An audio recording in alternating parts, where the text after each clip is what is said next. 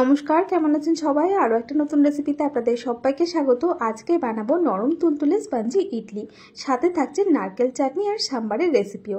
আর আমাদের বাড়িতে না সবাই ইডলি খেতে খুব ভালোবাসে, তাই ভাবলাম যে গরম তো পড়েই গেছে, এই সময় ইডলিটাও বেশ ভালো হয়। তো আজকে ইডলি বানানো যাক। তার জন্য একটা গ্লাস মেপে 1 গ্লাস সেদ্ধ চাল, 1 চামচ মেথি দানা ভিজিয়ে রাখলাম। ওই একই গ্লাস মেপে হাফ গ্লাসের থেকে একটু কম বিউলির ডাল 5 থেকে 6 ঘন্টার জন্য ভিজিয়ে রাখলাম।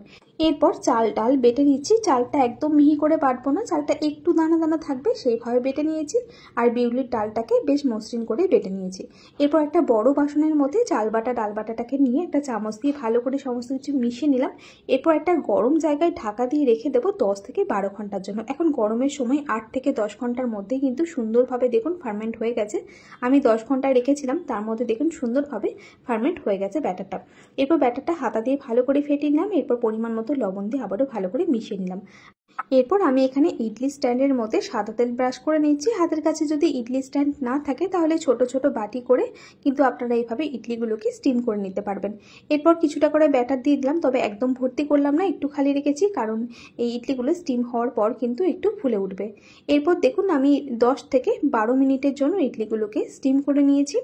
এরপর স্ট্যান্ডটাকে একটুখানি ঠান্ডা হতে দেবো। একটু ঠান্ডা হয়ে এলে এভাবে একটা চামচের পিছন দিক করে ঘোরালে দেখুন সুন্দরভাবে ইডলি আমাদের উঠে এসছে আর একদম নরম তুলতুলে স্পঞ্জি ইডলি কিন্তু আমাদের তৈরি হয়ে গেছে। এরপর বানাবো সাম্বার। তার জন্য আমি এখানে নিয়েছি অড়হরের ডাল। ডাল ভালো করে ধুয়ে প্রেসার কুকারে দিয়ে দিলাম।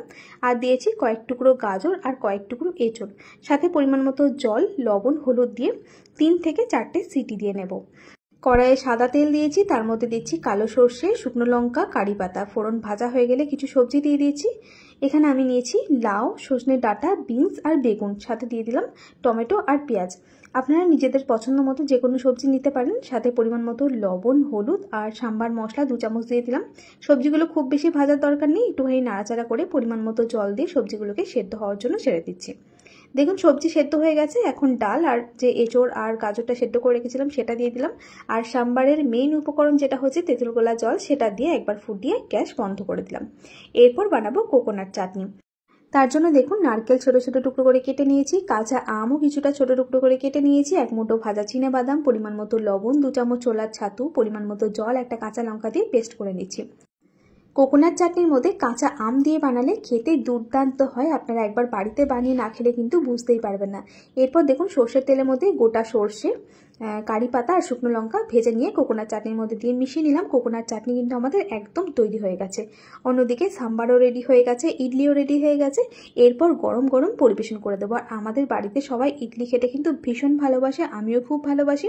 আর আজকে ইডলিটা আমি ডিনারের জন্য বানিয়েছিলাম, ব্রেকফাস্টেও বানানো যায়, কিন্তু আমার কাজের সুবিধার্থে আমি ডিনারের জন্যই বানালাম। তো এই যে এখন একটা প্লেটের মধ্যে সাজিয়ে নিচ্ছি। দিয়ে দিলাম ইডলি, নারকেল চাটনি আর দিয়ে দিচ্ছি সাম্বার।